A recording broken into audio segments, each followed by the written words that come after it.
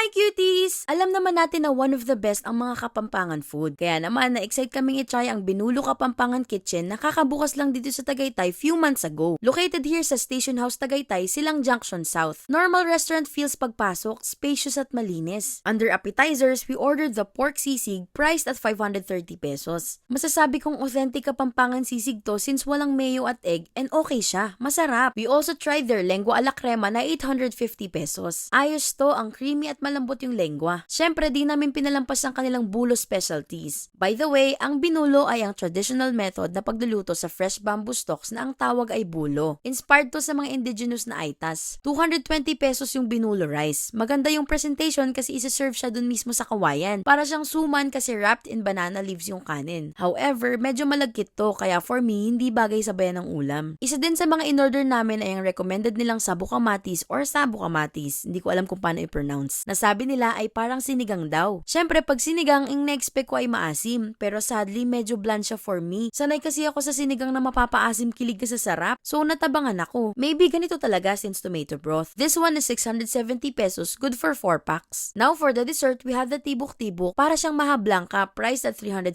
pesos. Ang sarap nito, sobrang creamy. And lastly, nag-order din kami ng bukayong kamote na parang minatamis na kamote lang in Carabao's milk. 270 pesos naman to. In total, kasama ang 10% service charge, umabot sa 3,137 ang lahat ng kinain namin. To be honest, for the price, medyo mas nag-expect kami. Parang hindi siya masyadong naging impactful for us. Maybe next time, if mapadaan ulit dito, try namin yung ibang dishes to see what more they could offer. Sana magka-chance na matry din namin yung main branch nila sa Clark since ang daming good reviews dun. Anyway, that's it for today's video. Thanks for watching, cutie! Follow me for more recos. Bye!